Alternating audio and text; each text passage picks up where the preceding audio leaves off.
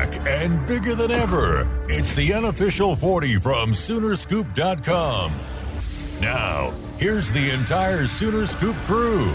Carey, Josh, Eddie, and Bob.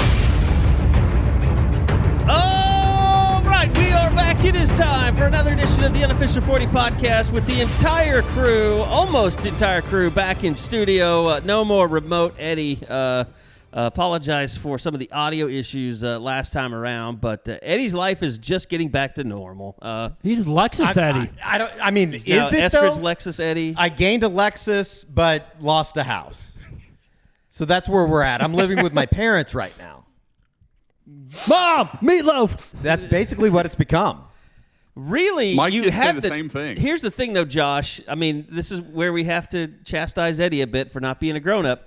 Like I know this, and I'm using inside information against you, but you were given the option to go and get a hotel room, and then your apartments would reimburse you. Yeah. You have chosen instead to go live with your parents. This is on you.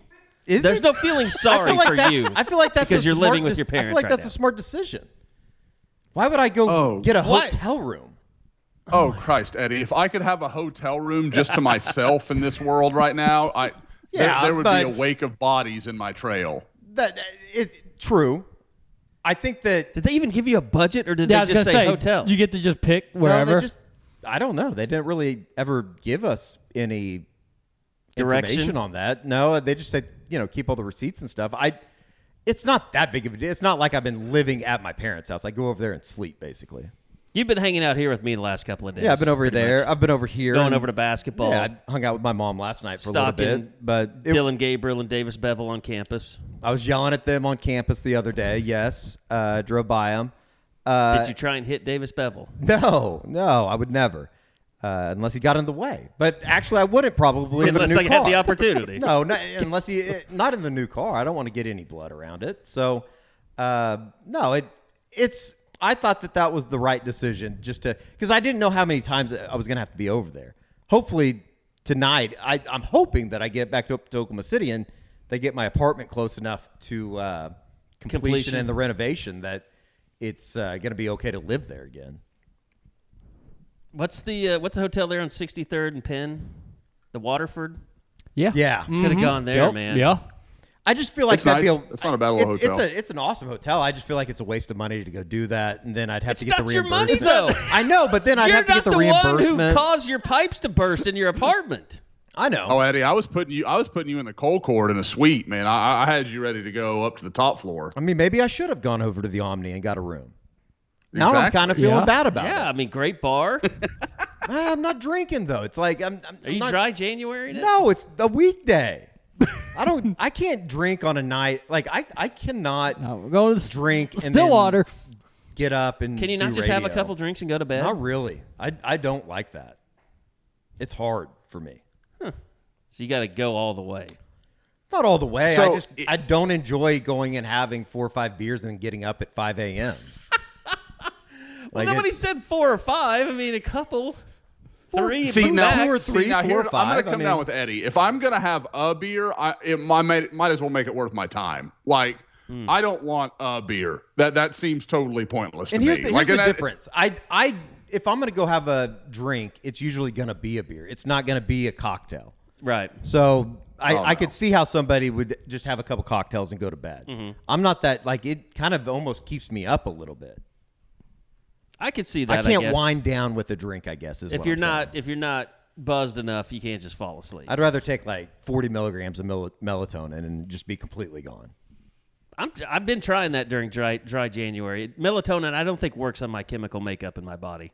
It does nothing for me. But no, the other thing is, some people it does work and some people it doesn't. The other good news is you got a new car. And, I did get a new car. Indeed. The post-game podcast Went and sponsor. saw Ed at Eskridge, and it was truly like I've only bought a car I think once before this, like from a dealership. I went up there or for whatever. moral support. By Carey the way. was up there. It was the easiest process I've ever like been a part of. It was.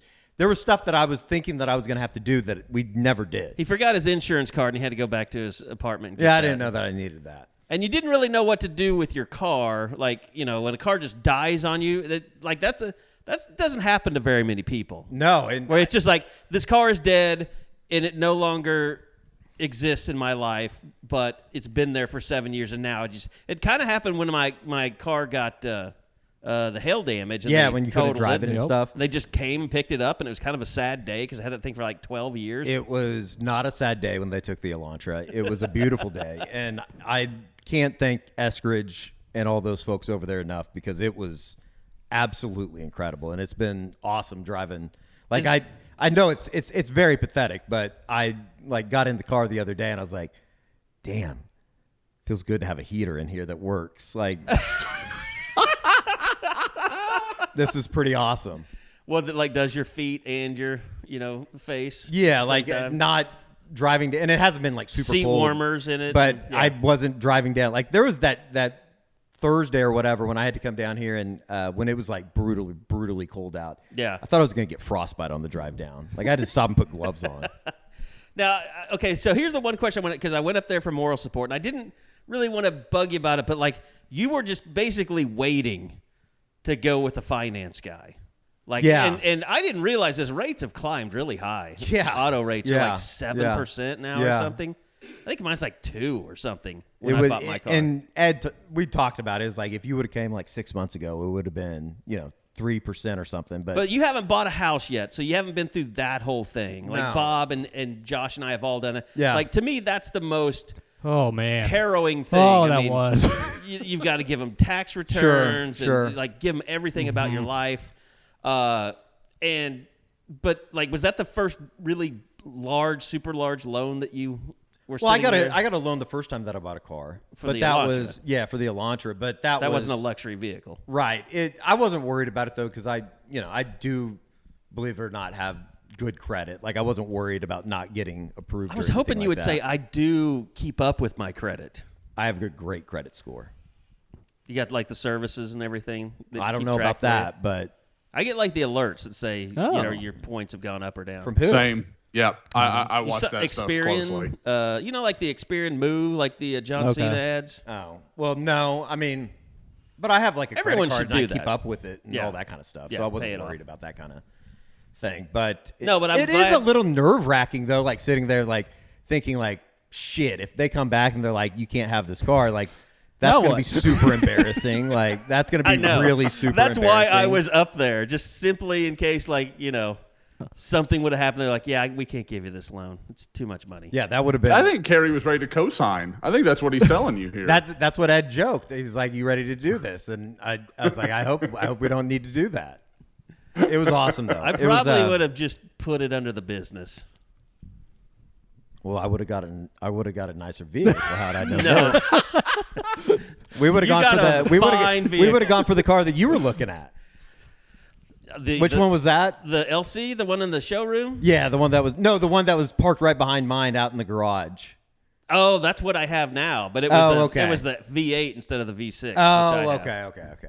It's a little bit more monstrous. Yeah, and then it got to the point where they're explaining everything, and there's still like everything within the car. I know how to turn it on and drive it. I know how to turn It on. was like, like, the and I was seat pointing heater. out, like, point out this to him, point out that to him, because like, there's things that you need to, like, you'll probably never use the hold feature. No, and honestly, just because I don't know if I'd feel comfortable using it. I use it in long drive-through I would lines. be scared that something would happen. It's a feature where like you don't have to put your foot on the gas or hold it I down on have the to. gas. I have to. Yeah. I start swerving if my feet aren't on the pedal.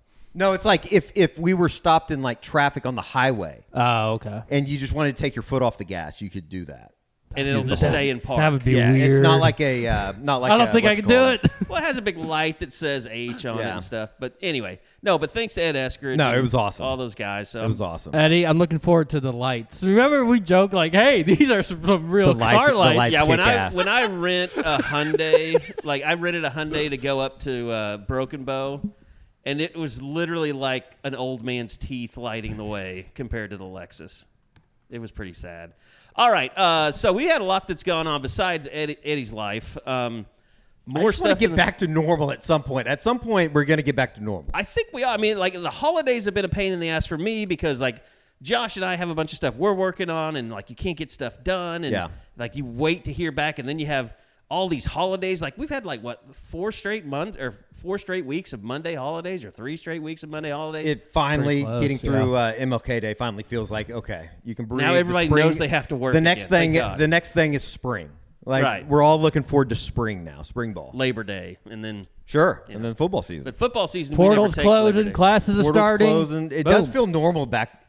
Just driving around Norman too.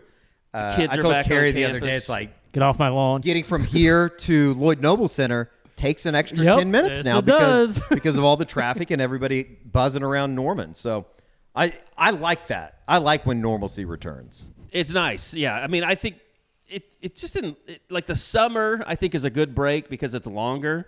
Like winter break, it seems like it's just a couple of weeks. Tease. And then all the bowl games and stuff. But, okay, so today is January 18th, which is the final day you can declare to enter the portal, which I thought Pete Thamel did a really good job of kind of explaining this on Twitter.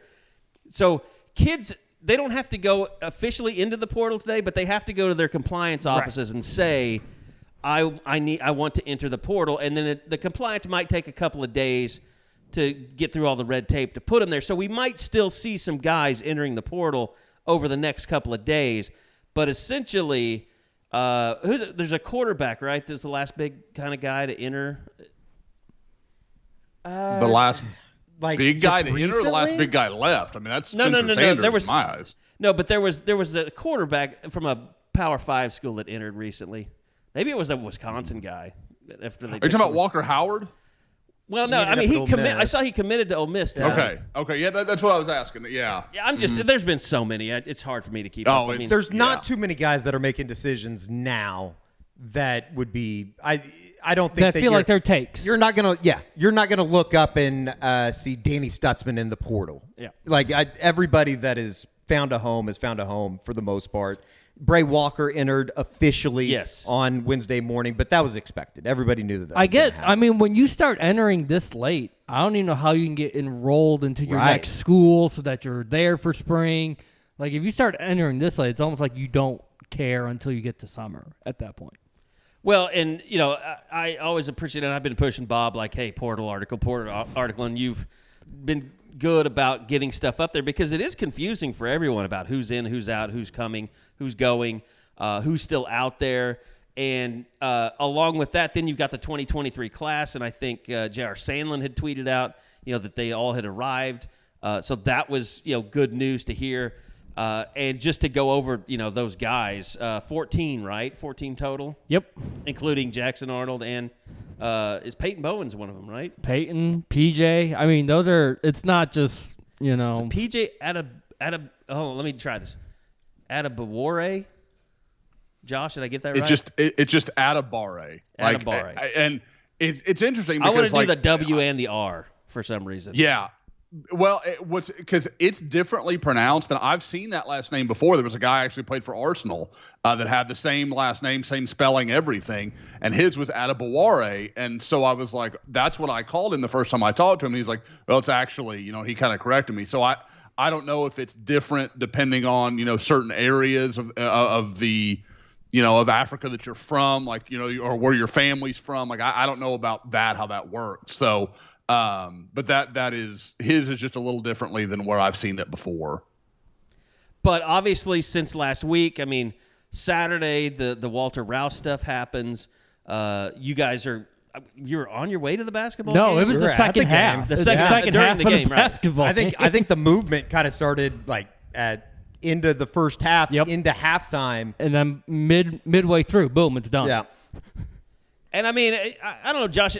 How do you explain that? Like, why the flip from Nebraska? I mean, I know there was NIL stuff involved there with him and things that he was looking for. But what do you think? I mean, other than just saying flat out it was NIL, like, what do you think allowed him to make that change from Nebraska? I think everyone kind of knew if all things are equal, he'd rather go to Oklahoma for the reasons that we talked about last week, guys. When we said, and I said it, kind of at the risk of being a homer. how do you pick Nebraska over Oklahoma if it's not NIL? And so some of the like the Will Compton stuff where he's like, oh, more money. I'm like, that's the only reason he picked Nebraska in the first place. So it was just a weird, like, I think you've got that backward. But at the same time, I don't know. I'm not going to say I know the numbers. I think at the very least, Oklahoma made it more competitive. Like it was a better, okay, is whatever the difference is worth, going to Nebraska, trying to rebuild in year one. And I don't want anybody to think I'm taking a shot. I think Matt Rule is going to do a great job. I think he's an outstanding coach. Year one at Nebraska with all that they are having to fix, it's not going to be the same experience as what we expect Oklahoma to do in year two under Brent Venables. So I think it just made more sense. And obviously, like we said again last week, guys, Oklahoma, I mean, for all the, turnover and everything that's happening, there's not a lot of positions where you could say, I don't have a clue who would fill that spot other than left tackle. That is a spot where I don't know what the answer is if they didn't get a guy like this out of the portal. Now, is Rouse going to be here for spring football? He's here. He's injured. Yeah, he's got the torn labrum. Okay. Mm-hmm. So if you've seen those videos, the guy with the shoulder thing, that's Rouse. Okay. That's him. Yep. Okay. And talk about a good-looking dude, man. Yeah. That's a no-joke kind of guy. What? And by the way, just real quick, the 14, I'm just looking at Bob's stories. P.J. Adebawore, Jackson Arnold, Caden Green, Josiah Wagner, Caleb Hicks, Dalen Smothers, Joshua Bates, Derek LeBlanc, Peyton Bowen, Ashton Sanders, Phil Picciotti, Eric McCarty, Makari Vickers, and Kendall Dolby. It's a good group. I mean, if you're going to have anybody in, out of the guys that could come in and, be day one contributors that you want to go through spring, that's a pretty damn good group to be selecting from. And almost a must for Arnold to be here as well as PJ, I think. 100%. I mean, just from the weight room aspect of it, right, Josh? I mean, you saw him in Orlando. Like, how far does he have to go in the weight room? It's not as far as I think some people think it is. This isn't like, I'm trying to think of like a good example. A good one from long ago was like Jonte Bumpus, who showed up and was like basically a wide receiver playing defensive end. Like there was a long way to go for him. PJ's bigger than that.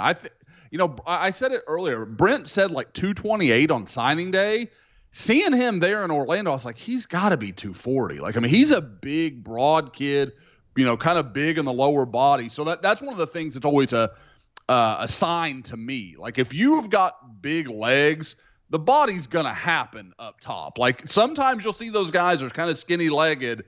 And a guy that I actually saw PJ play against this year is Chindavian Bradley, another big-time prospect that's going to go play for Josh Heupel at Tennessee.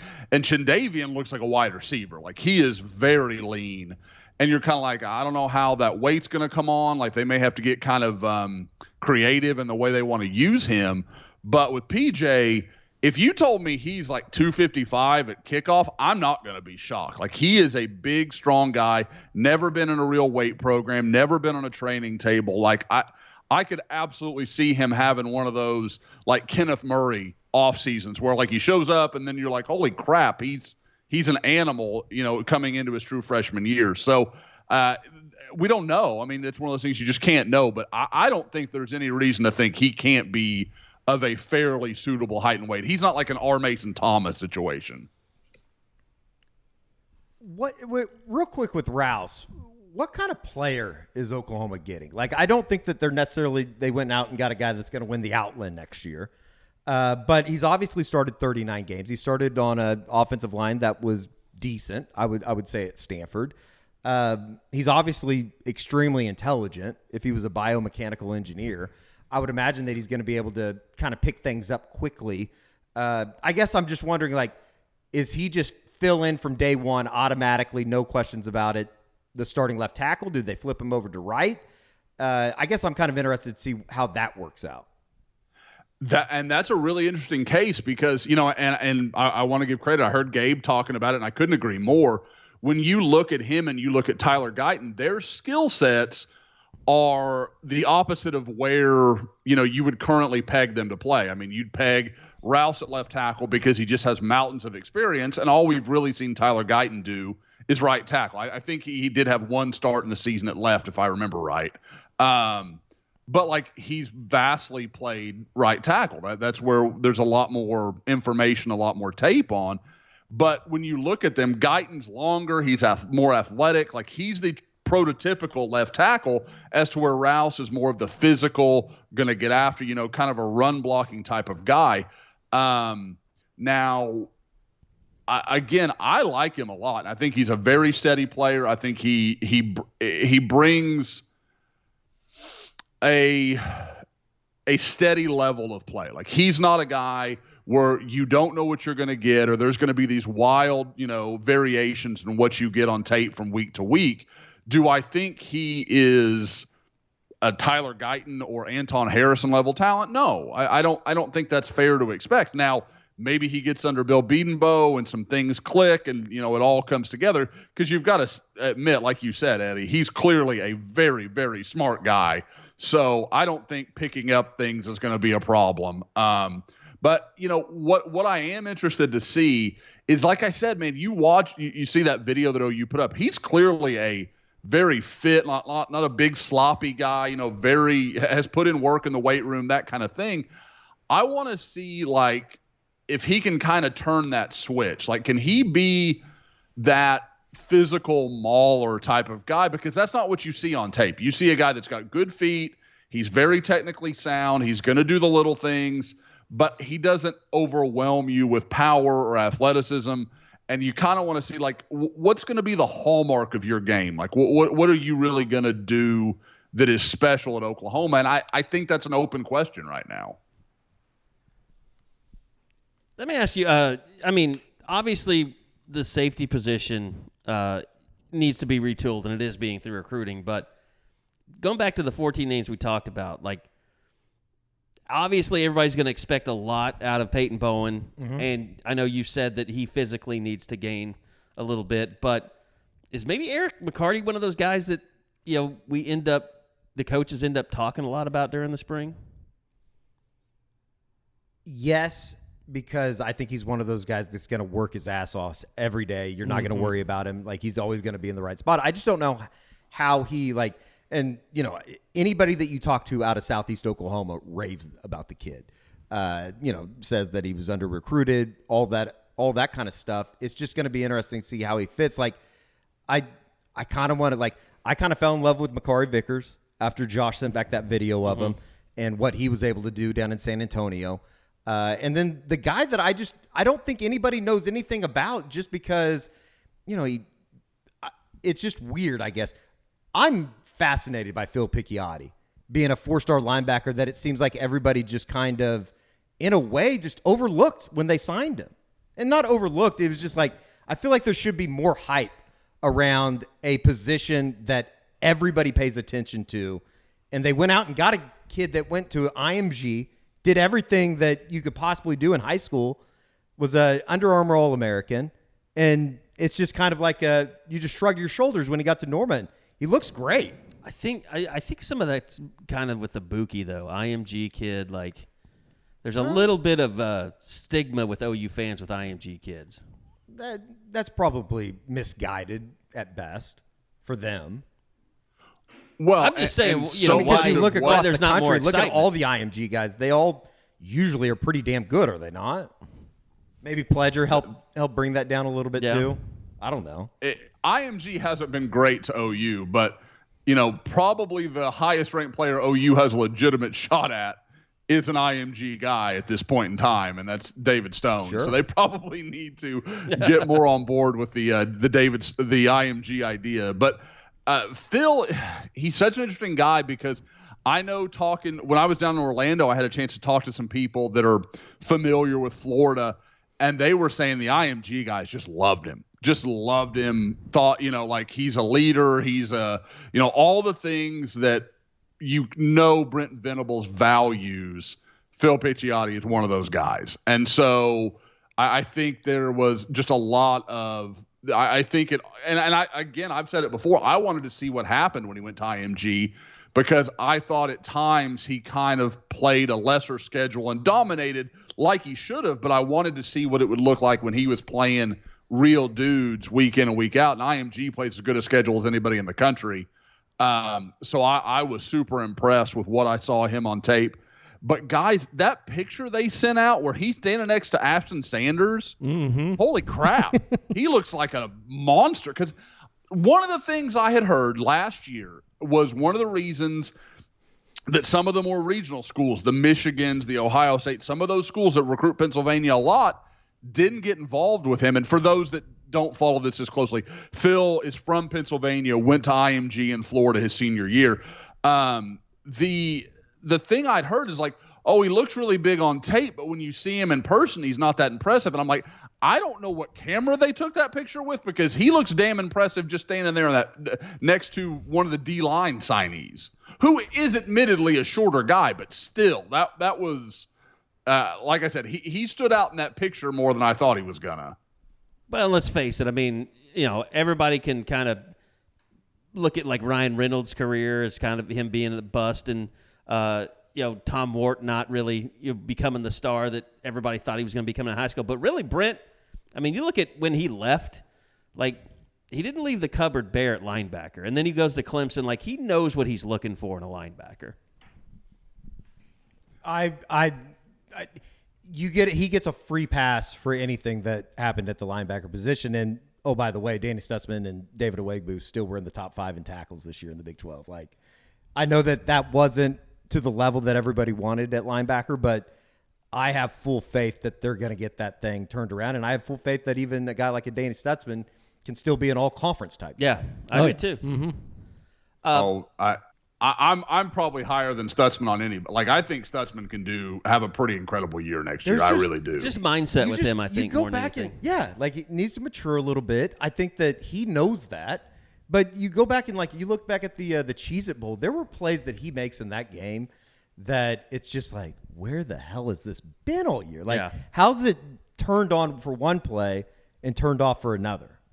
Yep. I highlighted one, and it was in the first quarter, and he sees Jordan for the idiot I did. I think finally, like we talked about, we had so many weird breaks there, and me going to the All-Star games and stuff. It took me a while to get around to it. But there's one where he's playing I think he's just in zone. Like, I think, and Jordan Travis flushes right. Now, like I said, I want to say it's maybe Florida State's first drive. It's very early in the game. Towards the Florida State second drive. Cracks him from across the field and just goes and runs Jordan Travis down. That's not normal. Like, most guys cannot do that. Jordan Travis is a really good athlete. And the way he did that and the way he was so decisive about it, I mean, that's the stuff where you're like, man, if you can bottle this and you can do it play in and play out, I hate to get too crazy, but I mean, like, that's an All-American level play. That's an unbelievable play. I hate to put it like this, but I just feel like when you look at Oklahoma defensively in the second year of Brent Venables, it's going to be contingent upon what they get from a defensive line unit that has been basically refurbished through the portal. If Jacob Lacey, if Boatwright, if Trace Ford, if all these guys can come in and stay healthy and at least just give a little bit. I don't think any of them have to be All-Americans. It can be a good defense. It can be a good group. By the way, I don't know, just a quick mention of our great sponsor, PrimeShrimp.com. I don't know how many of you guys like do DoorDash and stuff very often. I mean, I think through the pandemic, a lot of people still do it. I hate doing it because, you want to just get something to eat, and it's $30, $35 or something with all the fees and stuff added on. But sometimes you just want a really good restaurant quality meal, and I'm here to tell you Prime Shrimp is a great way to do that at a very economical cost. They've now gone to single packs instead of the double packs, so it's a little bit cheaper, $10.99 and $9.99 versus what used to be a lot more. And they do a great job shipping it to you. It's shipped frozen, stays frozen, and you just take it right out of the package, put it in boiling water. You got perfect results in 10 minutes or less. And you just put it on the plate, restaurant quality meal, put some rice with it, put some pasta with it, and you have a great meal. And you can get all kinds of different flavors, the garlic herb butter, the brand new New Orleans style barbecue shrimp. If you like the spices, they got the signature Cajun seasoned shrimp. They've also got their signature the Louisiana boil Cajun shrimp style, lemon and cracked pepper shrimp. French Quarter Alfredo, my favorite. So go check them out, primeshrimp.com. Use the promo code SoonerScoop. You're going to get $20 off your first order. So like I said, get yourself some Cajun seasoned shrimp. Get yourself some Louisiana Boil Cajun shrimp. Both those packs, $9.99 a piece. So you'll just pay for shipping to get your first order using that promo code SoonerScoop.com. So go check them out, primeshrimp.com. Great sponsor of the pod, and appreciate you guys supporting them that way as well. So, let's go a little. We can go back to kind of looking forward to spring football, but portal-wise, we all know kind of, the receiver position is something Oklahoma has not struggled, but, guys that they've identified have gone other places. I know, Josh, you said sometimes they just didn't feel great about it, but I think receiver is an interesting portal position because most of those guys, if they're really productive, they're not leaving. Theo Weiss, like injuries. Jordan he's a Addison really good player. kind of skewed everything because I think that they look and they're like, you just got a Biletnikoff guy. That's a very unique circumstance. Very unique. Yeah. And he's not often going to go play with the Heisman Trophy winner either. And all these guys you see going in the portal, they have like 4 catches or 300 yards and 2 touchdowns. You're banking on potential. There's more a than reason. production. There's a reason that they're leaving. Like you're looking like Tyler Harrell at Bama or Dominic Blaylock at Georgia. You're like, well, maybe they just didn't quite get the chance at that big of a school, and if they come here, they'll get more chances and they'll show what they can do. The Jamison Williamses are very rare, just because there's not many rooms like Ohio State's wide receiver room, where there's legitimately an NFL talent that's just not able to get on the field because there's so many just monsters in front of him. But yeah, guys.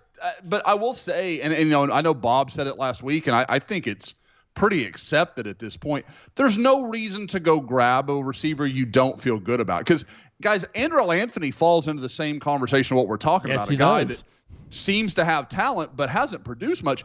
But, I know Eddie's mentioned it to us before. There are people around that program that are very high on his potential. They think he can be a very good player. And so, you've got to believe it. But I know people are like, oh, they've got to have more receivers. Guys, I think we all thought they had Trey Harris, and I think OU thought they had Trey Harris, and there was some late moves that turned that around in a different direction. But there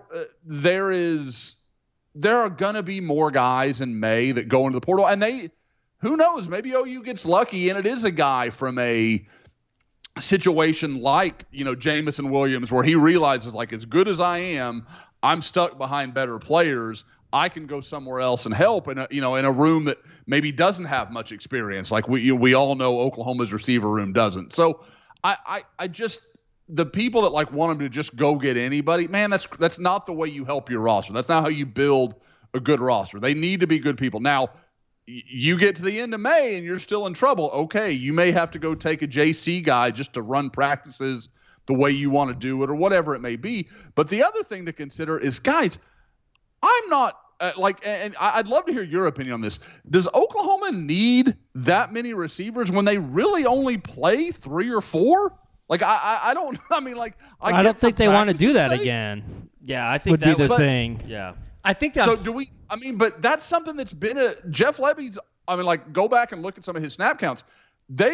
It's not always been I'm not saying unilaterally, but there are a lot of situations where it's not been a heavy rotation at receiver. But, that's part of the problem, though. Along with, other things that we point out, it's like the 3-man rotation, you had probably better players in Trayvon West and Brian Darby that are as talented as anybody you're going to bring in. Especially Trayvon West. I was talking to somebody the other day that is a former college coach, and he was like, dude, Trayvon West can play.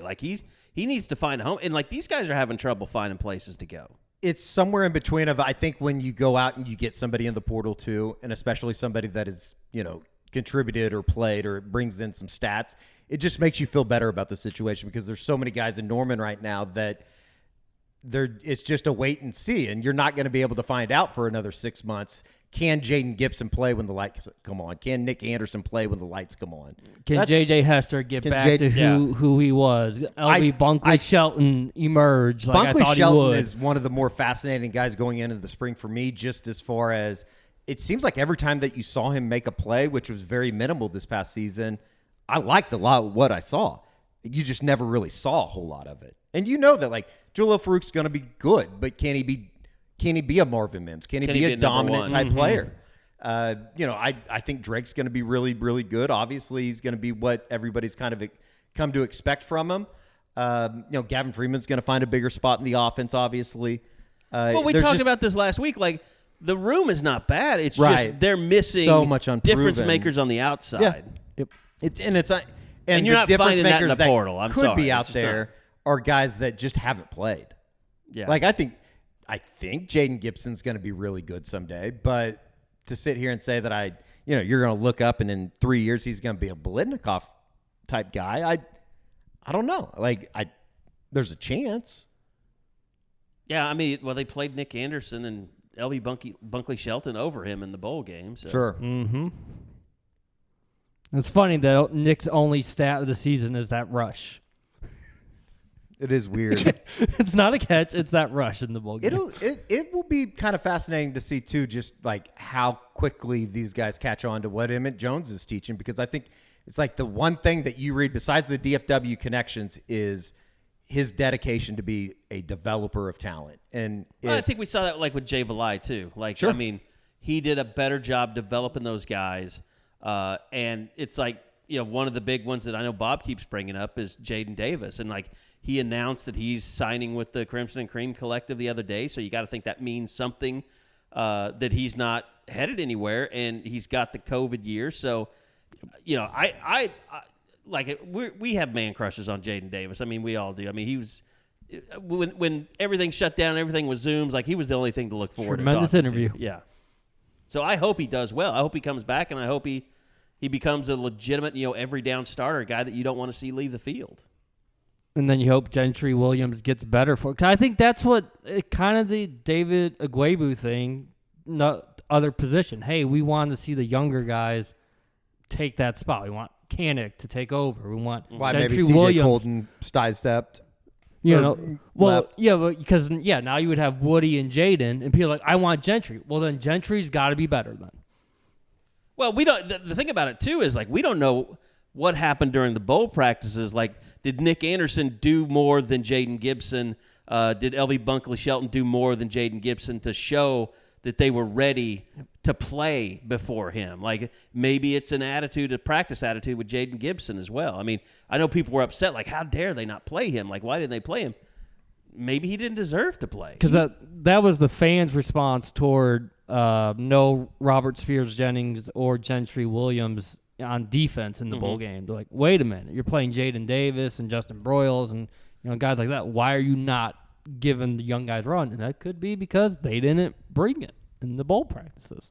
We don't know. Jaden Davis always did seem, and this means basically nothing, but he was always one of those guys that it seemed like was locked in on the sidelines. It's almost like he knew what was going on as far as, he just had to get healthy again. Straight up get healthy and straight up learning year as a freshman. Like, you just weren't ready from a maturity standpoint to get out there on the field. And that's okay. So, I mean, Josh, just throw it out there. Do you think OU will sign another receiver before this is all said and done, or take a receiver in the portal? Oh, I do. I think it'll probably. If I'm betting, I'd say it's May, but I know that there has continued to be at least some, surface contact between Xavier Weaver in Oklahoma, the wide receiver from South Florida. That I know we were talking about in the lead in that visited Colorado over the weekend. Did you just say Xavier Worthy? Nice. Sorry. Did I say Worthy? No, you did. No. You said Weaver, but hey, we still got another day or two to Xavier, see if he's gonna hit. I mean, that's got to be one of the biggest. Like, we go through those periodically where it's just this crazy rumor mill and you can't ever shut it down. Like, the Xavier Worthy is definitely that for Texas. Guys, that's such an interesting thing because you look like what he brings to the table fits Oklahoma to a team. Oh, man. But he also, his inconsistency with his hands, like, you talk about the And again, like for Marvin Mims, it's really like a game and a half. But like Worthy has struggled with that for a while. Like it's clearly he's not a great, I mean, for lack of a better way to put it, catcher of the ball. A natural receiver. Yeah. Yeah, like I grew up. One of my favorite movies was Unnecessary Roughness, and the guy that could fly but he couldn't catch the ball, and like that's what he reminds me of sometimes. Yeah, a Scott Bakula classic. He was also the guy selling magazines on Office Space. Oh, you're right. You're right. It was. I'm familiar with that reference. Yeah, and he got a little smile on his face. He's like, "Yeah, I know that movie." Mm-hmm. Eddie knows the crackhead or the pretend crackhead. I'm formerly addicted to crack cocaine. And then they heard that and they're like, "Do you know anything about money laundering?" Yeah, it's a great movie. But guys, I had been told, and again, I do. I think they'll bring in another receiver. But what I will say, kind of, and I know some people have heard what I said earlier and be like, "Oh, Josh is crazy." In 2 of his 3 years, Jeff Lebby's basically had 4 receivers that ate up the lion's share of snaps. Yeah. And in 2 of those 3 seasons, the 5th wide receiver had less than 100 snaps for the whole year. Does that have a lot? I mean, is that directly connected with the way that he runs an offense and going speed up? And if things are running perfectly, you don't want to sub. You're not going to be subbing very often. That I think it's and I mean, like, I'm not saying this isn't part of the plan. I'm just saying I think this is kind of the way they operate. Like, I almost wonder if they need the receiver numbers as much for practice and running at that pace and running 2 offenses and doing the things that they'll do as for like game snaps. I mean, and obviously injuries can happen. You've got to be prepared for all of that. But like people thinking OU needs like 12 receivers, the numbers don't back that up. I think now that you mentioned that, I'm thinking of like practicing and getting Jackson Arnold snaps with good players. And like, I think at the end of spring, they just need to come out and say, Jackson Arnold is our backup quarterback. It's no longer Davis Bevel. I think the fans need to hear that. It's going to be one of the top questions. I mean, shouldn't you just go ahead and say it because it's going to be on everybody's mind? Like, I don't need to see him practice. I don't even need to see him take any snaps at Norman. I saw him play 3 games this past season, including one on television, which would be 4. Jackson Arnold's a better quarterback than Davis Bevel. So, I realized I said 2 of the 3, and I was talking about Ole Miss and the 1 year at UCF as the OC. So I went and looked at Oklahoma. LV Bunkley Shelton was the 5th receiver as far as snaps received. 1, 2, 3. That wasn't much 5th. Then. Yeah, he had 105. I mean, he just barely crossed the line. Gibson had 92, and then you had Freeman and Hester. Freeman, because he's not in the scholarship chart, I think people forget about him. He's a scholarship caliber player. Like he is going to be on scholarship at some point in the not too distant future, would be my guess. All right, so outside of that, I'm just trying to think. Is there any, in terms? I mean, we talked about Walter Rouse and kind of injury not being here. Is there anybody else that you expect that might be nursing an injury or anything going into the spring of the incoming guys? Not of the incoming guys. I mean, obviously Jacob Sexton's going to be going through rehab during the spring. I'm trying to think. Is there anybody that, like, at the end of the season, was nice was to see anything? J.J. Hester in pads for the bowl game. Right. Yeah, because he was on a scooter a lot. He was on the scooter the entire second half of the season, but he was suited up and ready to go. I mean, you know what else the spring is really going to tell us? Like, what's I don't know what his real situation will be going into the spring. I bet he'll take it easy. Shane Witter, and then I think one of the biggest questions in the spring is, like, where's Marcus Major's place on this team? Sure. And is he going to stay healthy? Yeah, it's the question that I think has kind of plagued his career over the last 3 years. It's like, if he's healthy, he can help. But if he's not, then what we've seen out of Gavin I'm ready to move on. He's had 2 seasons of injury and 1 of academic issues. Sure. So, I mean, I'm ready to move on if he's not going to be able to be a contributor and be a guy that you can count on. I love what Javonte Barnes is 1A for me, or 1, and Gavin Sawchuk and Marcus Major, they're kind of 2A, 2B right now. And I might even put Sawchuk in 2A. What do you think about Hicks and Smothers, Josh? Where would they fit in? I was literally going to say there is a very real part of me that thinks Dalen Smothers gets more carries than Marcus Major this year. Like I think Dalen Smothers has a chance to be special. He's an open field. He's dynamic. The question is, and we've talked about it on I think maybe last week, was how quickly does he pick it up? He didn't play his entire senior year. Like how does that speed up get to him? And it's probably because I saw him and we all kind of fell in love with him physically during bowl practices. But can the Emeka Megwa kid can he, I mean, in the videos that he puts up on Instagram and stuff, he's moving well. I know that like the knee injuries have been kind of a thing that is obviously, knocked him out of Washington and got him here. Physically, he looks fantastic. I guess I'm interested to see what he could actually do once spring ball starts. You've got to think they've got a role for him, right? Like, I mean, like he can be your short down, your short yardage back. Right. Like you don't see that as much in the college game because, you don't have that. Usually you can manipulate it in a way to find a score where the NFL, like if we've got to pound it downhill 3 straight plays, that's what we got to do. You don't see that as much in college where they have a guy who truly has a specialty like that, but you could see that for him. It would make all the sense in the world because he is very much like Samaje in the way that from the time he was like a sophomore, you're like, holy crap. Like that guy, I mean, and I'm talking about in high school. Yes. You knew physically he was unusual. And now the thing that's scary is everybody sees him and they run to the exact comparison I just made. I want to be really careful about that. He is not he's not that caliber of player. He doesn't have those kind of feet. Like all the things that made Samaje special, Megwa, I wouldn't put him on that level, but he's very good. He could have a role. I can absolutely believe that. I don't want people to expect him to be something he's not and then be disappointed with what is a serviceable and, a useful player. But I think he's more of a role guy than a pure, 20 carries a game type of player. Cardell Thomas from LSU just entered the portal. Oh, one of the funnest camp guys you ever wanted to see. That's one of the guys that I remember. Like, just you don't get much out of those offensive line, defensive line battles in the camp setting, but he was like one of those guys that people feared going up against. He was like trying to run around the Kool-Aid man.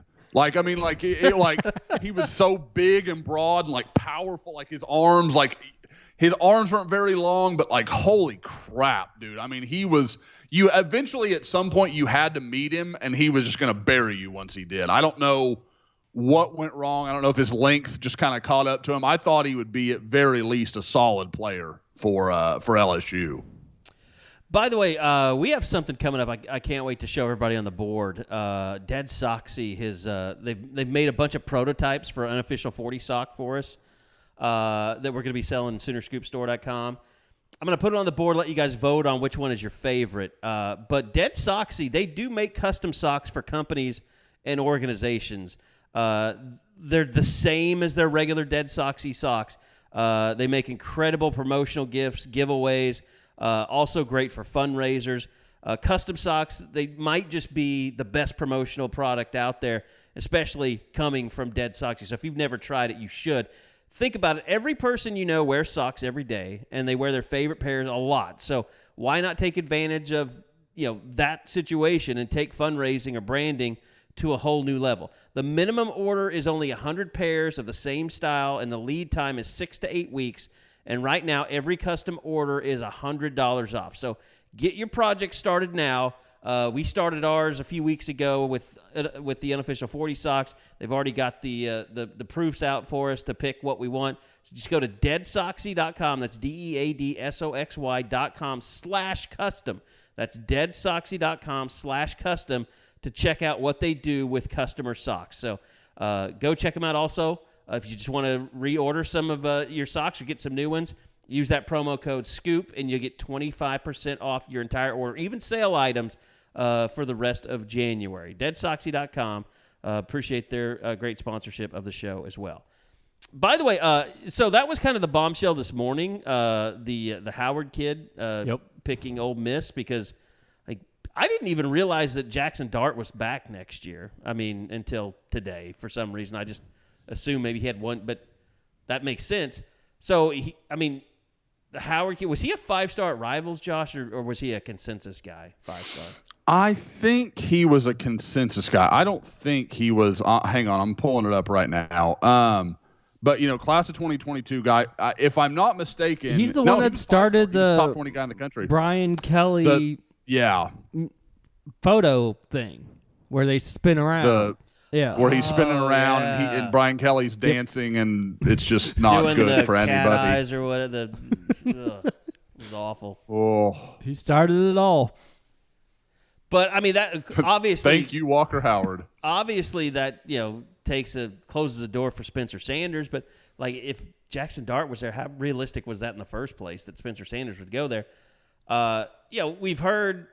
I don't know if you guys ever. I know I played it for Eddie, but the whole Robert Allen interview on Big 12 Sirius Radio, obviously that was from the coach's perspective of how it happened, and there was some tweet Spencer Sanders made with just a house, like a home, indicating he found a home or something.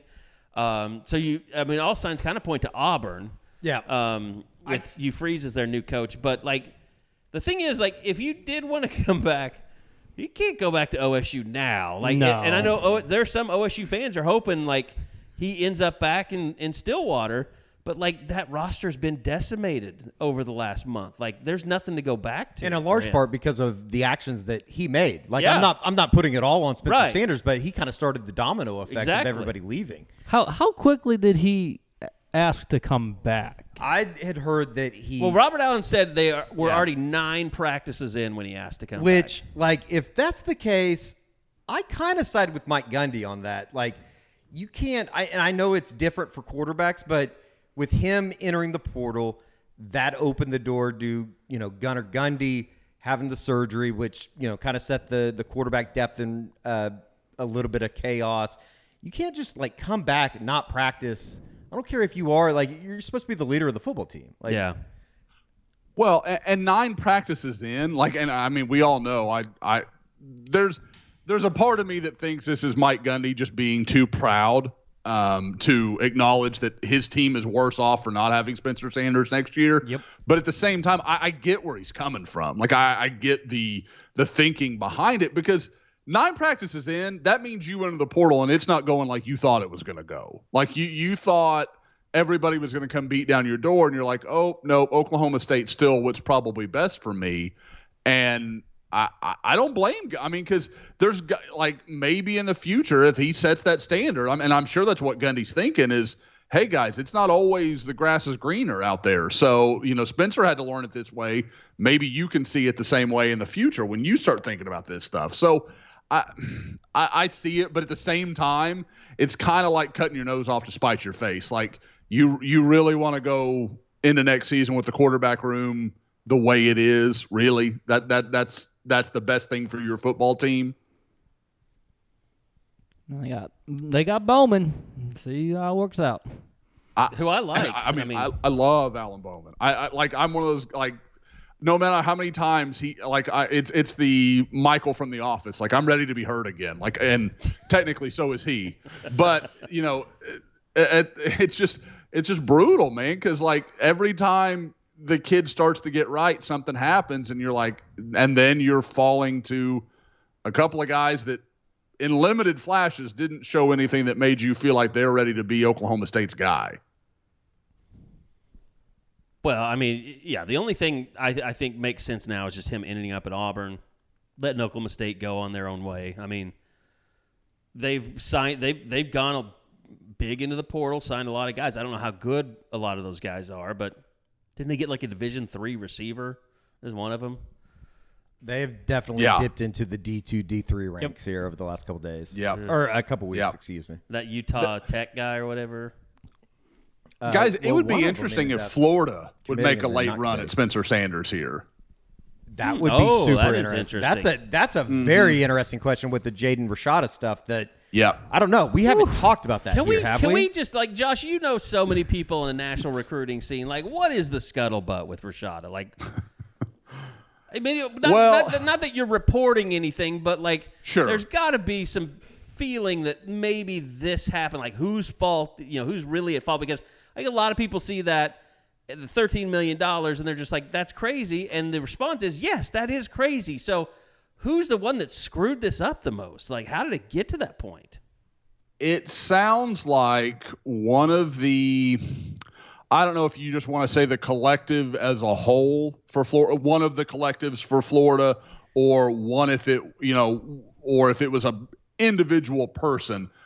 It sounds like there were promises made that, like, they could just never have been kept. Like, it wasn't like, I don't know if it was just somebody in a panic, like, we got to get a quarterback and Rashada's the guy we have a chance at. And, like, cause the fact that people keep coming back to 13 million, like, I doubt everybody's wrong about that. Like, I doubt that number just, showed up. And there is some talk. I mean, you listen to some people that follow NIL really closely that number's not that far off for some guys. Now, I think anybody in my line of work Caleb Williams, a Heisman Trophy winner, that number's not that far off, but that's it.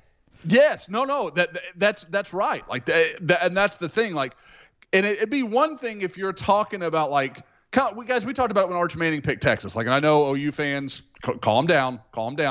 Arch Manning, for his namesake alone, might be worth that. Yes. Like, just because of what he brings to your program. Especially if his uncles and his dad are involved in his grandfather. Like, will Peyton and Eli show up and just take one picture in Texas gear? Like, okay, done. Like, we've got GIFs forever. Peyton and Eli could put him in their national commercials, and then you're making that kind of money.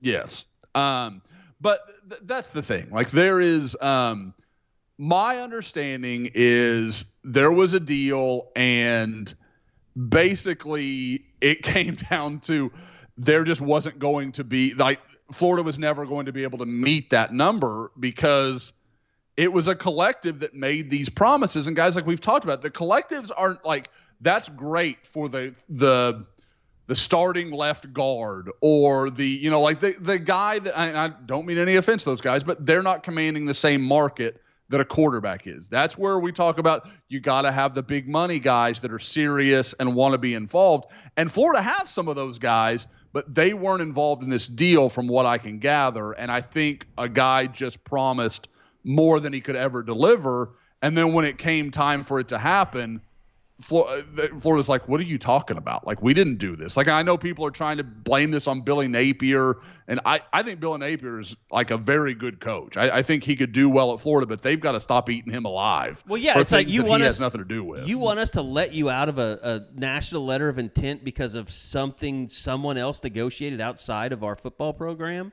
Like, that makes no sense. Yep. And they shouldn't. I hope they don't let him out of his NLI. Well, the problem, I mean, Carey, the problem with that is a perception deal. So you don't do that. Well, then recruits are going to hear from Rashada, like because he'll shout it from the rooftops because he doesn't have an NDA. Like, he can tell everybody they're going to make you promises. They're going to promise you money. They're not going to deliver. And then you're stuck with Florida.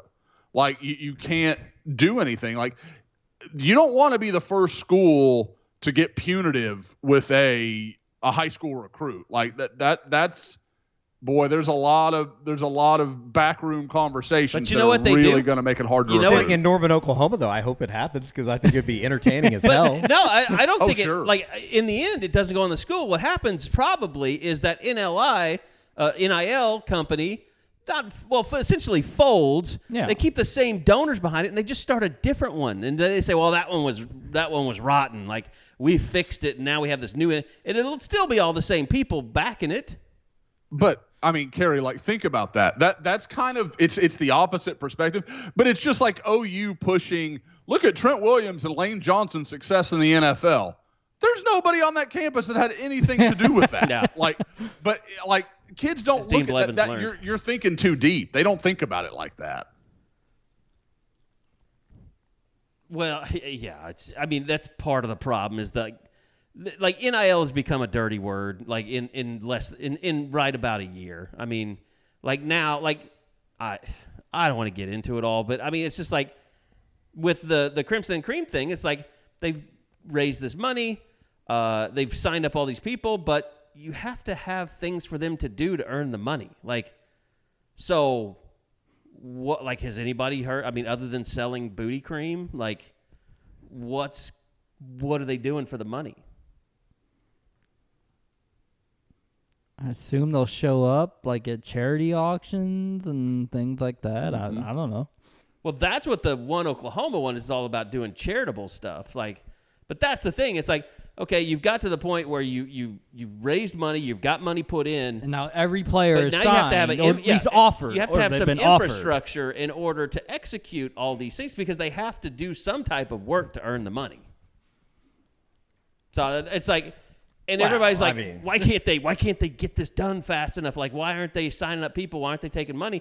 Because, I mean, like, they're doing all that, but they're doing it kind of in reverse. They're, like, taking the money, but they don't actually have the structure to execute, whatever activities that would generate them revenue. I still think that Michael Turk has probably made way more money than anyone in Oklahoma football because of name, image, likeness. He had a little bit of a head start on everybody, though, just because he had that huge YouTube channel before he got here. Yeah. Right. Mm-hmm. Like, he had already done all the legwork. It was just, but he knows what to do, though. Like right. I was watching Channel 9 News, and they were showing him, Grace kicking field goals in the indoor with him. Like he's got the local media, like, showing his stuff on YouTube. Yeah, he has a massive following, and it was actually kind of funny. Like, you would see before games, kids from other teams yelling, hang time. Yeah. Like, I watch your YouTube videos. Yeah. Like, it was kind of like he was a legitimate celebrity on the football team. Right. And he was a good punter, by the way. And all kind of crazy. And all you people that, like, don't understand TikTok and all that stuff, it's like, that's what kids gravitate toward now. Like, that's why Jake Paul is rich and Logan Paul is rich. That's why I got the Cheez-It room. Right. Yeah, 100%. Like, it was because of his following. And by the way, I noticed in the stuff. last basketball game, Cheez-It was advertising on the boards. Like, right? They must have got a lot of run out of OU being in that bowl game. In Norman, they were? Yeah. Oh, were they really? Mm-hmm. Yep. On the ribbon banners below the scorekeeper's table. Is that like part of like a Cheez-It Bowl like bowl thing? Like, you have to agree to carry over advertisement for a month or something? I doubt it. No, I can't see that. They already charge you at the ask for tickets and all that stuff. So, I don't know. I mean, I guess the only thing, football-wise to talk about is just, the coaches. They've been going to high schools, all over the country. Do you think OU's going to get poached, Josh? Coaching-wise? Yeah. I don't. I know and we might as well. The two rumors have been, Alabama expressing some interest in Jeff Lebby. And frankly, I think Eddie's probably better versed to talk on that topic than I am. And then secondarily, Jay Valai and Ole Miss, there's been some rumors that have gone around. Guys, I don't know about you. I can see how a kid could get caught up and maybe pick an Ole Miss over OU for a few reasons, but I don't see any coach that feels Ole Miss and OU is in any way a parallel world. So, I mean, was he so tight with Golding or some sort of title and raid? I don't know.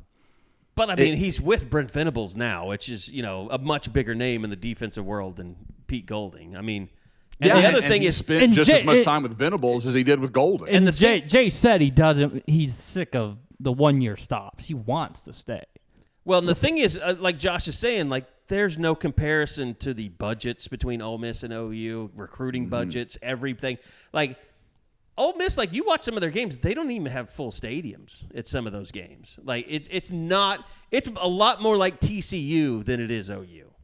Yeah. Yeah. It is a very SEC version of TCU. Yeah. With Lebby, I've never gotten the feeling or indication from anybody that I've talked to that was ever very serious. Now, he might have had discussions and he's looked at it, because I think anytime Nick Saban calls, you at least got to pick up the phone. But I don't think that he's in any spot where he'd be looking to leave Oklahoma. I think that this is. I'm not saying that like the offense coordinator job at Oklahoma is his dream job by any means, but I think that having been around here and just connections back here, I think that they're pretty settled for right now. I think until he were to get a head coaching job or something like that. The history of Oklahoma is that if you're a successful offensive coordinator, you're going to get a head coaching job. Right. I mean, every single coach has done that. I mean, Heupel got let go, but he still ended up a head coach. And this never came up with anybody that I talked to, but it kind of goes back to even the Lincoln Riley stuff when you talk about Caleb Williams. It's like, I just have a hard time thinking that he would leave Dylan Gabriel and Jackson Arnold after recruiting him for a year and a half. Well, and there's, you would think that Dylan Gabriel got some assurances before he announced he was coming back, that Lebby was going to be here. I think that's fair. That might have been why it took so long. And look, I mean, I can say this. Like, Jeff Lebby has gone through channels and wanted people to say, I've turned down Alabama. And even he's turned down Georgia. Like, Georgia came after him, from what I was told. And I don't know what's going to happen to Todd Monken. Maybe they're thinking he's gone no matter what. But it's interesting that Kirby Smart and Nick Saban, two of the premier coaches in college football, would come after a guy that everybody wanted to run out of Cleveland County, 3 months ago. Yeah. But, I mean, he is a wanted man. And like you said, Eddie, I mean, I do know that he has told both of those he's happy at OU. Now, Alabama, whether they keep coming back or not, that's another question. Yeah, like we're talking like as of now. Yeah. If we publish this and find out on Saturday afternoon that he's taking the offense coordinator job at Alabama, you go, well, shit changed. I want to know what that contract. Yeah, like what happened? Exactly. How much money is he getting? I mean, is he getting $5 million to be an offensive coordinator? Because I mean, I think that's kind of what it would have to be in that area, that range. And then we'd be wondering about Jackson. Would he be looking for an out? I'm not ready to get. Let's not go. I'm not ready Let's to not start go. thinking about that kind of stuff, Bob. I want to have a quiet weekend. That's the leverage. I mean, like, and you wonder how OU would, numerically think about that. Like, it's not just about Jeff Lebby. It's about the future of, the most valuable position in sports. Well, that's one of my buddies said it best. If they were that committed to, paying the buyout for Emmett Jones at Texas Tech, I would imagine that they would do just about, I wouldn't say anything for Jeff Lebby, but I think that they would go a pretty far way to try to keep him around. I'll say this too, that's my thinking. What I've heard about Lebby kind of behind the scenes is like, he enjoys all that stuff that, like, the Nick Sabans and the Mike Gundys, like, not Nick Saban, but like the Mike Gundy, all the stuff he doesn't like, I think Jeff Lebby enjoys kind of the NIL part of things and, working that part of the system. And I think Jeff Lebby's a dog. Yeah, behind the scenes. He is committed to doing what has to be done to legally get players to Oklahoma. Me and my friends always put it this way. He's SEC ready. I think Jeff Lebby is SEC ready. He is SEC ready. That's probably the best way to describe it. No doubt about it. All right, Josh, anything else you want to add about, junior days? I got one. Yeah, I mean, we had Michael Hawkins. Did not know he would be showing up on campus, Josh. How did that come about? How does that change things going into his choice here in the next couple of weeks? Well, I think most people know, and Michael, to my knowledge, hasn't really come out and said it publicly. But I think most people expect this is kind of coming down to Oklahoma and Arkansas for him. And there was definitely a feeling, a week to 10 days ago, that it was Arkansas was probably out in front. There was a lot of NIL talk there.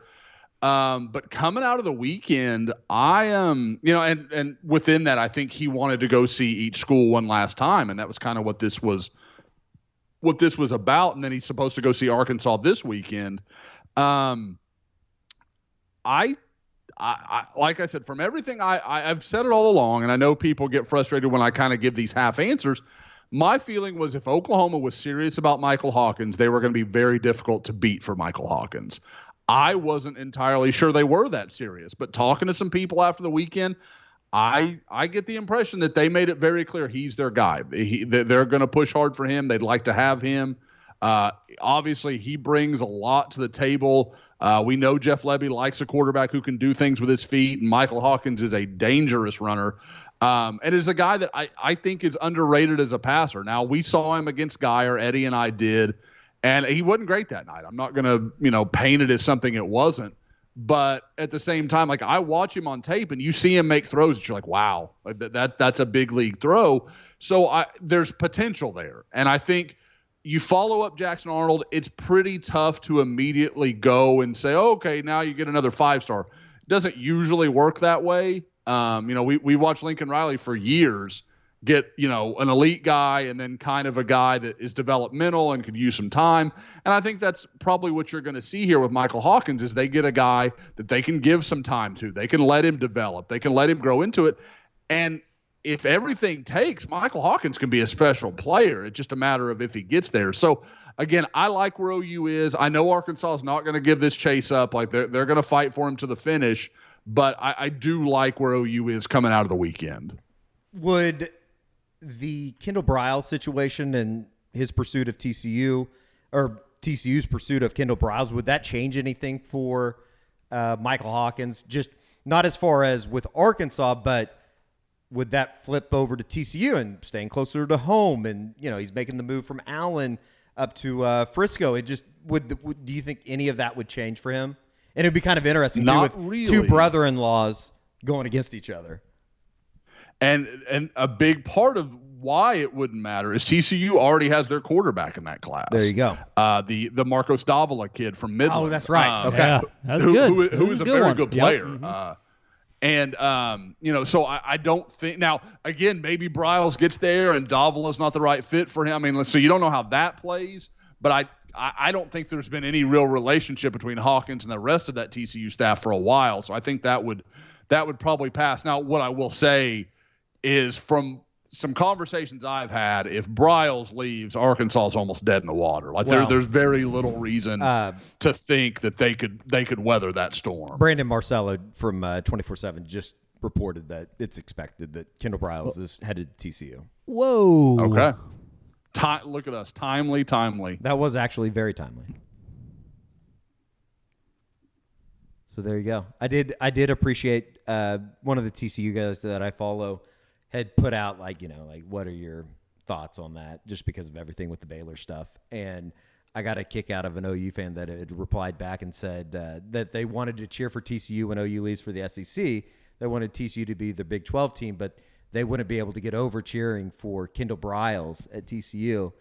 And I really wanted to be like, hey, you know who your offensive coordinator is, right? Yeah. I just thought it was very funny. I don't have a problem with it. I think that's a really good hire. It is interesting, though, because, I mean, guys, and probably better than me from some of the beat guys you guys get to run into more regularly than I do, but the blood between Patterson and all that stuff back when Briles was there, for him to now Dixon. be at TCU is amazing. I think that that bridge was, whatever that bridge was probably burned when they went and hired the guy from across town from SMU, wasn't it? Just as far as ill will. You're not wrong. Towards everything. Yeah, but I don't know they that were there's so ever ready to been be done with Gary Patterson. At the end of there that. is never in the Big 12. That is one of the greatest beefs that ever existed. Oh, sure. Though, Baylor and TCU. Art Briles and Gary Patterson. Sure. I think it was Ahmad Dixon that was at the center of the kind of beginning of all that stuff. Wasn't he a safety at Baylor? He was a safety at Baylor. Yep. I don't remember how he fit into the equation, but yeah. It'd be interesting to see who Sam Pittman goes after at Arkansas. That Arkansas offensive coordinator job's a really just throwing a name out there. Should OU be worried about a Joe John Finley? They've got Rocket Sanders. They've got guys that can do stuff. Sure. They've got pieces. I mean, you've got a quarterback that limited though he may be, what he can do, he's pretty damn special at. Yep. It's probably a good thing that Josh Heupel made Joey Halsley his offensive coordinator, because people start coming after him next. Yeah, definitely. It'd be interesting. Just with Sam Pittman's connections back to Oklahoma, you just wonder if he looks this way for somebody. I don't know who that would be. Maybe Mike Gundy can pawn Casey Dunn off on him. That'd be probably Mike Gundy's best sales job that he's done in a year or so. Hey, that sort of thing doesn't happen. Pete Golding went to Ole Miss because he wanted to go to Ole Miss, guys. He'd much rather have Ole Miss's talent than Alabama's. Maybe Pete Golden had just run through everybody in Tuscaloosa, and by everybody I mean the co-eds, and he's ready to move on to greater and bigger things. Wasn't he? Didn't he have a picture out there with? And it I just, think I think that it was was like it was an awkward picture. It was more awkward than it really was. I think that was a kind of a doppelganger situation. That wasn't Pete Golding? Really? I think so. Oh. I wish it was. I'm gonna still believe that. What it was remember he was hugging the cheerleader and Right. the cameras caught him. after like the SEC championship Right. game or something. Right. It's a great moment. And he had to be like, "Hey, cameras are on me. Get out. You got to get away." So that was gold. It was awesome. And for that Dang. picture, Eddie has entered us into a lawsuit. That's exciting. Great news. All right. Wouldn't be Anything the first out there time. that you just wanted to hit on as far as recruiting 2024, Josh? Of note, of interest? Anything coming up on the site? No. Not this. I mean, I gotta always be clear. On the 28th, Oklahoma is expecting to, have their first real junior day. They're going to have another in March. I do want to say, over the last week, Oklahoma made their first 2023 offer in quite some time, and Michael Nkwacha, the big defensive lineman from Tyler Junior College, same Booty school connection. that General Booty came from. And he's 2023. Yes. Yeah, and he's a 23 guy. I literally have been talking to him, a little bit while we've been podding here. I'm always multitasking, but yeah, he. I expect him to take a few visits. He's gonna. I would expect the decision probably in the end to come down to TCU and Oklahoma. It doesn't sound like, and the one thing he's told me that's really interesting, I don't think he's going to sign in February. So it may be a signing day where OU doesn't have anybody signed, but they're still pursuing a player. So we'll kind of see what happens. I know what made me think of that, honestly, is they're having another junior day event in March. And I kind of almost wonder if maybe he might take his visit that weekend, because obviously the staff will be around, and there'll be kind of a lot to see and a lot to do. So I think that could be interesting to kind of follow if that's what his plan's going to be. But there is he's the lone 2023 guy. If they sign anybody, I think it'll be him. I haven't heard talk of anybody else. And he's an interesting guy, big, long, athletic dude. He checks some boxes, but I mean, again, he's a junior college guy. I'm not going to, tell anybody to expect the world, but he's got some traits that are hard to find. I mean, 6'5", looks like probably would start at least as a DN, and then you kind of see what his body does. But he's a guy that kind of went from like incarnate word recruit to, like I said, TCU, Oklahoma, got some bigger offers over the last month or so. Well, now you're free to text whoever you want because it's time for Bob Prisbillo. It's Bedlam time. Now, the game will be over by the time most of the people are are listening. Yeah, so I don't know that we need to highlight that, but, a big game tonight in Stillwater, a winnable game, an Oklahoma State team that doesn't shoot the ball very well, but they're very athletic. Sooners coming off of a much-needed win over West Virginia over the weekend, where, I mean, to me, I think, what I take away lately is Uzan looks really good, and continuing to show athleticism. I think that maybe Bijan Cortez just doesn't quite have, although, he's still capable. But, Bamasill tonight probably, or not Bamasill, I mean, he doesn't exist anymore. Sherfield, probably, how well can Oklahoma State guard him? That's probably the biggest thing going into tonight. In the way that Porter's tried to keep Grant a little more fresh going down the stretch the last couple games, and that coincides with Los playing 38 minutes on Saturday. So we'll see.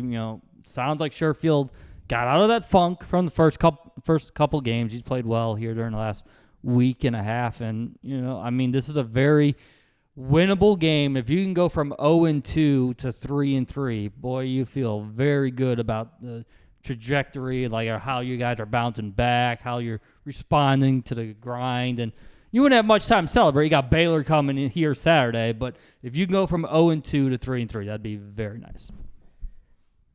Keontae George might be the best freshman in America. Man. What he's done over the last couple weeks in Big 12 play, I mean, between him and Grady Dick, I mean, the conference is just like watching the stuff last night out of Manhattan.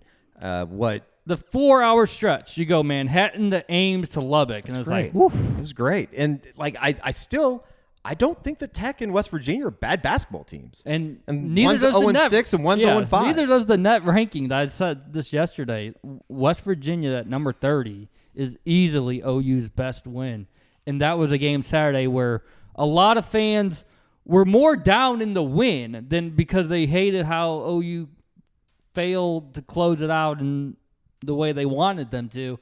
And it's like, that is still a really nice win. Now, you got a lot of ranked games coming up to really improve the resume, but, if you can go on the road in Stillwater and get one there, I mean, you're starting to feel really good. I think everyone's right. They're probably among the last 4 in or the last 4 buys or first 4 out. I have no problem with where you slate them. They've got 7 weeks to really do some damage. I think Porter said it best on Thursday or Tuesday when we talked to him. Basically, just like, if you don't like close games, you might as well just quit watching because there's not going to be any change in sight. I think they'd love to win by 25, but it's not going to be happening anytime soon. And you just hope that they can take a little bit of they've obviously have experience playing in late games here over the last couple of years, specifically over the last month.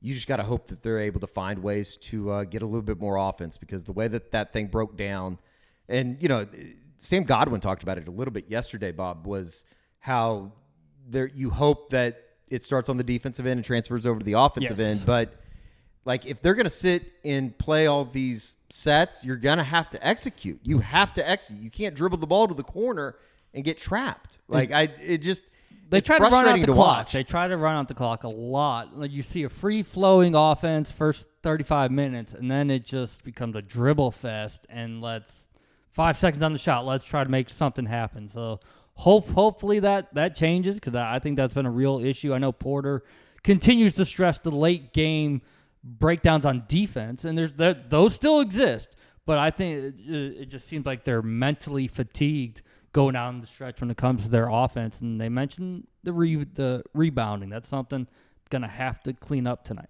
Yeah, especially if Cisse plays. Yep. Who knows what's going to happen. I imagine he tries to give them, 15, 20 minutes. He's not going to be able to play 40, obviously, having sat out the last 3 games. But I would imagine that he tries to give it a go. And if that's the case, that's going to open the door to Tanner Groves getting into foul trouble and Sam Godwin and kind of the same foul trouble, same story, different night, same story type of deal. So it will be the weird thing is Tanner Groves has shot the ball really well against OSU.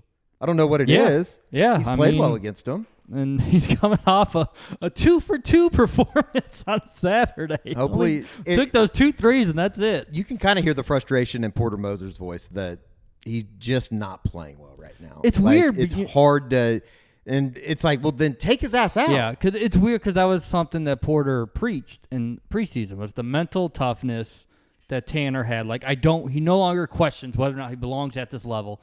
And then they went into the physical because they said, he gained 10, 15 pounds. He's more than ready for what's about to come. And none of that has shown up through the first 2-3 weeks of I think it's a lot of just confidence within his own shot and not being down on himself because every time you look up, you're 6 minutes into the game or you're coming out of that under 4 timeout to begin the game and you already have 2 fouls or you already have a foul.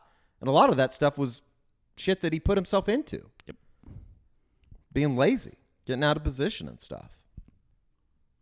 It's fun. We're doing this today. Next time we record, 3 games will have been played. Bedlam, Baylor, TCU. I think that if you can, realistically, if you can go 1 and 2 in that, you're still okay. You'll be okay. That's what's bizarre. Go 0 and 3. Obviously. 2 and 1 is more than great. And that's just the way, you're going to have to look at it. Tonight's a big swing game. 1 and 1 weeks are going to be okay. Look at TCU and Bama. That's your slate for next week. God. That's just the way Bama's it is. good, too. Alabama might be one of the best teams. Even with the they are one of the best teams, but they might be like Arkansas. a legitimate national championship Even type with team. the Darius Miles stuff, I was wondering how they would bounce back. It seemed like they're going to be okay. We don't know about how good TCU is either because they destroyed Kansas State at home. I think they're really, really good. That felt like They a should've- schedule loss because after they lost at home, Iowa State and blew the game at Texas, all right, Kansas State's getting a whooping. And what we saw in Austin from that TCU group, I think that thing could be really, really good in the tournament. They got a great backcourt. They got Eddie Lampkin inside that can eat up some stuff. The Emmanuel Miller kid's really good. I'd like them, and obviously Jamie Dixon's a really good basketball coach. You learn so much hanging out with Eddie in the office. What I've learned is Eddie is like a perpetual. He's like me as a junior high kid, where I would consume all basketball possible. Like if you could just get me to Kemper Arena once every couple of years for some Big 8 tournament action. To be fair, it was a really good basketball game during the middle of the day on Martin Luther was a King. great game. Purdue, Michigan State. Oh, State. yeah, definitely. Eddie talked shit on the Eddie guy, and then he made the I just no don't think doubt game I don't winner. trust him. I don't trust him in the think that tournament. Purdue's good. He is awkward looking. Like, they're great. He's too He's big 7 to be like he's no Wembanyama. I mean, for sure. No, but he's a very talented player. Everybody else around him, it's like, I know they're 18-1 or 17-1 or whatever Purdue is right now. It just feels like every year that I like kind of buy in, because I like Matt Painter. He's chilled a lot over the years. I kind of grew up like that was the Purdue that I knew, when he was playing and stuff. And it just I don't know. West Lafayette, Indiana always has fascinated me. I don't know if it's a real place. We drove by it and we drove past it, I think, going to Notre Dame. Did we? I think so. I think you passed West Lafayette going to Chicago. No, West Lafayette is I thought that is maybe we just saw street Southwest signs or something. for it or something. I don't know. I don't think I've ever been close to Purdue's campus. And if I have, that probably says a lot about West Lafayette, Indiana, that I don't even remember being there. South Bend. No, West Lafayette. I can add to it's a like in the basketball Southwest, isn't it? Yeah, it's basically between Chicago and Indianapolis. Oh, so it's the other way. South. It's So it's I've south gone from Indianapolis to Chicago. I think for Maybe that's what you Rivals did. 5-star, I drove from Indianapolis through Chicago, and that's when I saw West Lafayette. It didn't look like much to look at, if I remember correctly. I can imagine. So, needless to say, Purdue probably just got locked into a Final Four bid. So, with me saying and OU is perpetually the last four out. It seems like no matter what happens. Yeah, I think that's where it's like if you win 3 games, you get into the top 25. Yep. If you lose 3 games, you're not even in the NCAA tournament. And the problem that they've also run into, none of those non-conference wins are meaning Seton Hall isn't as Villanova's 10-8 or whatever now. And they lost to Villanova, and then Ole Miss is 9-9. Villanova sucks, and Sam Houston sucks. Sam Houston's dropping. They're almost out of the top 50 now of the net rankings. They start off at number 7. Like, they're losing games that they're supposed to be losing now. And then their best win is Florida. Florida's sort of starting to get it going, but they're 10-7. And so none of the work they did in November and December is carrying weight. Even all the stuff that they did in Orlando, beating, like you said, Seton Hall, Nebraska, they're not very good. They're just not very good basketball teams. Nothing is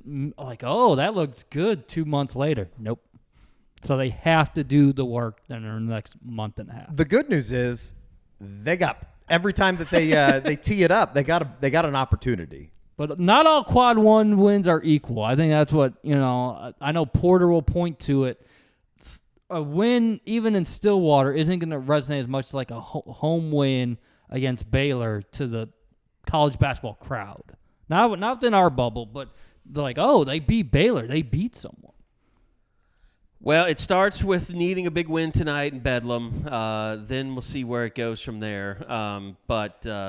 It's good. It's not painful to watch this team. I think that's the best thing. I mean, offensively, it is. It can be. Well, there have been painful games this year. There have been painful halves. The Iowa State game was definitely a painful game to watch. They're not a bad basketball team. They're not like just an awful basketball team. It's just you got to find ways. It's a different style of basketball that I think it's not easy on the eye. Like, let's be honest about it. Waiting to see if they ever have that dud in them, or is it seriously going to be every single game they can be in it? That's why I don't know. We'll see. I kind of think tonight could be one of those duds. Oh, no. It just, schedule-wise, it shapes up to be one of those, and then you bounce back, you beat Baylor. But who knows? Yep. All right. I think that's going to do it for this week. We are going to be back again next week where We'll at least know if there's any other portal entries or interest or things like that. We should start being able to put a serious wrap on things. But because I'm just trying to think, like, is there a date you have to? I mean, you have to be in classes. You have to start class. Yeah, that's the only January thing. January 30th is the last day for ad drop without like having to go through hoops. So yeah, I mean, it'll be the end of this, but we won't be done with the podcasting that point. So there still may be some questions up in the air, but we're getting there. And like I said, go to Soonerscoop.com, check out all the coverage that we've got there. If you're confused about who's in the portal, who's out. Thankfully we don't have to cover Spencer Sanders. So we got a pretty good grasp on it. Bob's been doing a great job. Josh is doing a great job keeping the scholarship chart updated as well. So check that out. Soonerscoopstore.com as well. All the merch is in stock. Go check it out. You need a new hat for spring football, a new shirt. You want to see to support making Lindsay Street great again. Still got plenty of merch there. So go check them out. Soonerscoopstore.com.